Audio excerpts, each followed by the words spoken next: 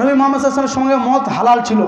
এমন একটা সময় ছিল যখন মদ হালাল ছিল, যখন আল্লাহ তাআলা কোরআনের মধ্যে আয়াত নাযিল করলেন, পবিত্র কোরআন সূরা আল মাইদা সূরা নম্বর 5 আয়াত নম্বর 90 আল্লাহ তাআলা বলেন, ইয়া আইয়ুহাল্লাযিনা আমানু ইন্নামাল খামরু ওয়াল মাইসিরু ওয়াল আনসাব ওয়াল আজলাম রিজসুম মিন আমালিশ শাইতান। এই ঈমানদারগণ, তোমার জন্য মদ হারাম করা হলো, পূজার দেবীকে তোমার জন্য হারাম করা হলো, সোর সঙ্গকে হারাম করা হলো, নেশাদ্রব্যকে হারাম করা হলো। মদিনার অলি গলিতে যখন এই আয়াত নবী মুহাম্মদ সাল্লাল্লাহু আলাইহি ওয়াসাল্লাম যখন পেশ করলেন তার সাহাবীদের সামনে, যে হে আমার সাহাবী বন্ধু, তোমরা মদ খেতে, তোমাদের প্রত্যেক বাড়িতে মদ রয়েছে, তোমরা মদ ভক্ষণ করো, মদ পান করো। এই মাত্র আয়াত নাযিল হলো যে মদ খাওয়া হারাম, এটা খাওয়া যাবে না, মুসলিম পরিবার কখনো মদ খাওয়া যাবে না। যখন এই আয়াত নাযিল হলো, যেখানে যেই পাত্রে মদ রাখতো সেগুলো লাথি দিয়ে ভেঙে ফেলে দিলেন। আজকে সেই মুসলিম যুবক, সেই মুসলিম পরিবারে মুসলিম রক্ত রয়েছে দাবি করি, তারপরে আজকে আমাদের বাড়িতে গান সিনেমা, তারপরে আজকে আমাদের বাড়িতে বিড়ি সিগারেট, তারপরে আজকে আমাদের বাড়িতে যেগুলো ইসলামে জায়েজ নেই সেগুলো আজকে আমাদের যুবক অনায়াসে ভোগ করছে। আজকে মা বোনদের অবস্থা এতই বেগতিক, জঙ্গিপুর মিলির মাদ্রাসায় যায়, জঙ্গিপুর হাই স্কুলে যায়, জঙ্গিপুর কলেজে যায়, বোঝা যায় না হিন্দুর মেয়ে না মুসলিমের মেয়ে, বোঝা যায় না নবী মুহাম্মদ সাল্লাল্লাহু আলাইহি ওয়াসাল্লামের উম্মত না পৃথিবীর কোনো নায়কের উম্মত। আজকে নায়করা কোন স্টাইলে কিভাবে চলে, কোন সিরিয়াল কোন কিভাবে চলে, সেইভাবে আজকে মুসলিম যুবক, মুসলিম নারী পুরুষ আজকে আমরা সেই নন মুসলিমদেরকে অনুসরণ করছি। এই প্রসঙ্গে রাসূল সাল্লাল্লাহু আলাইহি ওয়াসাল্লাম বলছেন, আবু দাউদের 4031 নম্বর হাদিস, মান তাশাব্বাহা বিকাউমিন ফাহুয়া মিনহুম, যে ব্যক্তি কোনো বিজয়ীদেরকে অনুসরণ করে সে তাদেরই দলভুক্ত হবে, সে আমার দলভুক্ত হতে পারে না। ও মুসলিম যুবক, তুমি যেই নায়কের অনুসরণ করছো, ও মুসলিম নারী তুমি যেই নায়কের অনুসরণ করছো, যেই সিরিয়ালের নায়িকার অভিনেত্রীর অনুসরণ করছো, কাল কিয়ামতের মাঠে তুমি তাদেরই উম্মত হবে, কখনোই তুমি আমার উম্মত হতে পারবে না।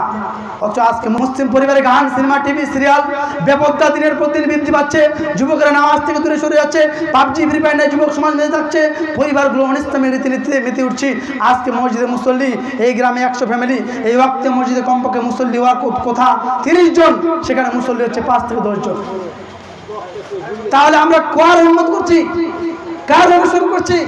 আমরা যার ঈমান আছে সে ব্যক্তি জান্নাতে যাবে, আর যার ঈমান নেই তার জন্য জান্নাত নেই, যার লজ্জা নেই। নাম উম্মে কুলসুম। আর আমাদের চরিত্রগুলো কাদের মতো? পৃথিবীর ইহুদি খ্রিস্টান, নন মুসলিম, ইহুদি খ্রিস্টান, শিখ, বৌদ্ধ, জৈন, শিখ, তাদেরকে আজকে মুসলিমরা অনায়াসে গ্রহণ করছি। কেন আমরা তাদেরকে অনুসরণ করব? পারলে তারা আমাদেরকে অনুসরণ করবে, আমরা কেন বিজয়ীদেরকে অনুসরণ করব? আমরা কেন ইহুদি খ্রিস্টানদেরকে অনুসরণ করব? কিন্তু আজকে মুসলিম পরিবারে যদি আমরা লক্ষ্য করি, আজকে প্রত্যেকটি মুসলিম পরিবারে বিজয়ীদের সংস্কৃতি, নন মুসলিমদের কৃষ্টি কালচার আমাদের পরিবারের মধ্যে শোভা পাচ্ছে।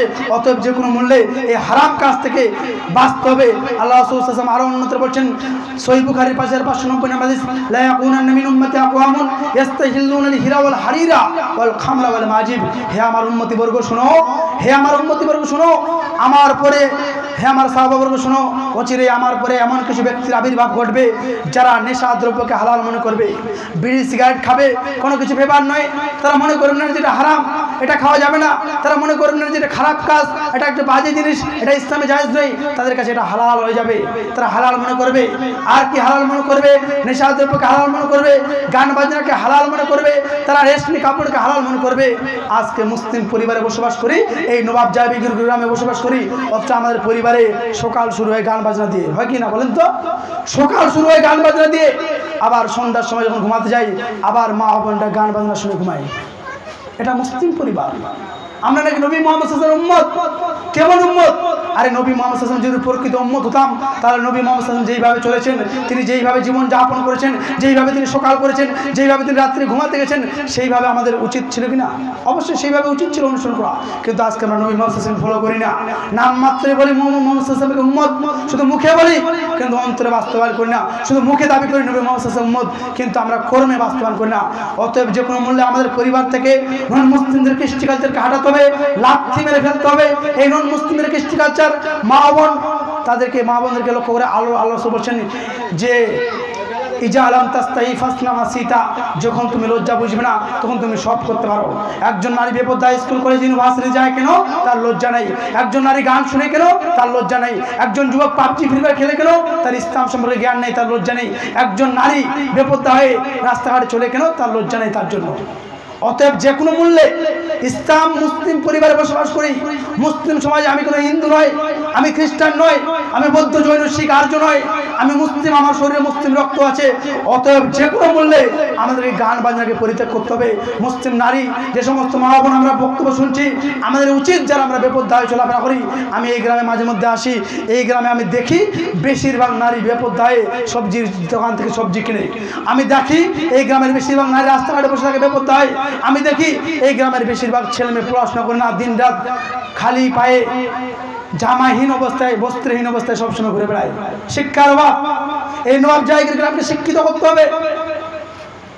কেন শিক্ষিত হবে না? আমার ছেলে মেয়ে কেন সামান্য ছোট বড় 7-8 বছর বয়স সে পড়াশোনা করবে না, সে দিন রাত ঘুরে বেড়ায় কেন? আল্লাহ রাসূল বলছেন তালাবুল ইলমি ফারিজাতুন আলা কুল্লি মুসলিমিন, প্রত্যেক মুসলিম নর নারীর জন্য শিক্ষা অর্জন করো ফরজ। জ্ঞান অর্জন করতে হবে।